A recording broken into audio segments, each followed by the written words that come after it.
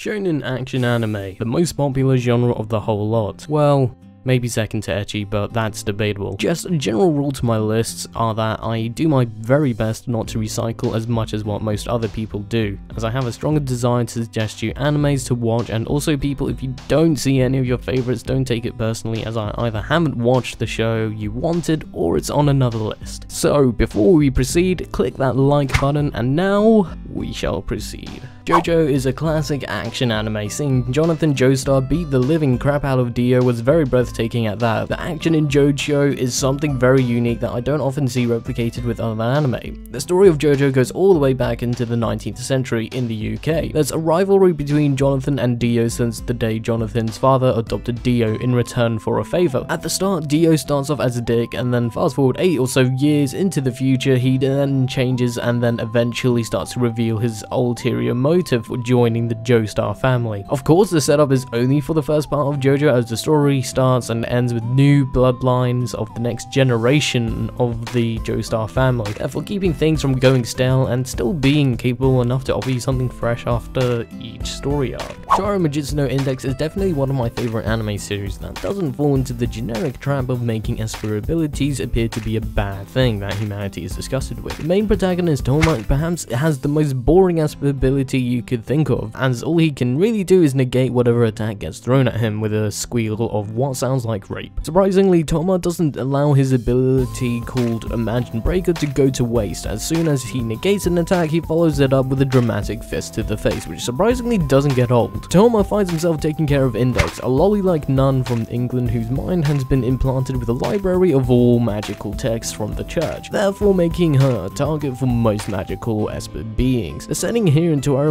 no Index is pretty interesting, as it takes place on an island with a population dominated by 80% of students, who are mostly Espers and ranked upon based on their ability, with 5 being the highest. And where does our main guy Toma come into this? A flat 0. But then again, how can you improve an ability when all you can do is negate everything? Therefore, he's pretty much stuck with what he's got. The action of the show is surprisingly diverse given the different powers and capabilities Toma's enemies often come at him with. The show definitely is quite disappointing where they left at with season 2, but don't let that fend you off, as the show always manages to make its way back onto our screens every year or two. One of the most hyped series of 2013 despite the somewhat mediocre story, and triggers a very hard attempt to sell Ryoko as a sex object with that style of animation, who was nowhere near in comparison to Yoko. Anyway, the show did deliver, in fact, the action amongst everything else. I adored the key weapon in particular of Ryoko using a half scissor, which was actually innovative and wasn't your typical samurai katana like in practically any other anime that you will see on this list. Seeing the fights going back and forth between Satsuki and Ryoko never got stale for me, as there were no definitive end to each battle. Although the first half was really a shaky start with me, with the introductions of characters that weren't really strong to begin with, but the second half of Kill la Kill more than made up for it with its intensity and somewhat interesting story that concluded, which is very rare in an anime in this case, as most of them like to gamble their chances on a season 2. Gurren Lagann definitely has one of the most quotable and memorable moments and soundtracks used. At first glance at the first episode of Gurren Lagann, I could not predict nor foresee that the battles, nor the story, or characters would escalate so far into such a grand scale of taking the battles all the way from the underground to space and galaxies. The story starts off with Simon and Kamina, who both live and work underground for as long as they can remember, with Kamina's ambition to escape the underground village and make it to the surface to actually see what lies out there. Once they make it out there with their big boobed female friend Yoko, they both set out on a journey to go toe to toe with these other mecha that lie out there on the battlefield. And for those that like to see an anime come to a conclusion, that is the case with Gurren Lagann, which makes it one of the few animes to actually finish with what it started out to be. Code Geass is perhaps one of my all-time favorite anime. The mechas are actually drawn, the powers are interesting, and the setup and execution is mind-blowing. As for the action, Code Geass is pretty damn amazing if you enjoy seeing mechas going at each other. However, if not, then it's the story that will most definitely engross you into this world, which we follow through the eyes of Lelouch, an exiled prince of Britannia. He currently is going through his daily life posing as a Japanese student. One day he stumbles across CC, see, and before you know it, Lelouch obtains the Geass, which allows him to give order to anyone regardless of who they are. Therefore, with this power, Lelouch decides to take down Britannia through his army of terrorists, the Guerrilla Resistance. Don't worry, that awful name eventually changes. So Lelouch takes cover underneath two identities, one as himself and the other as Zero, the commander of the Black Knights, whilst gaining support from more people to take down Britannia. As for my thoughts, I cannot be any more biased than I already have, as my love for Code Geass is so great that I'd recommend this to anyone regardless of what you generally watch. If your choice didn't make it on here in this video, it may do for the next part. Now I ask you for what your top shonen and action anime series are. Leave your responses down below and make sure to drop a like and subscribe to keep up to date with the release of the other parts, and here's the rest if you're watching this like years from now.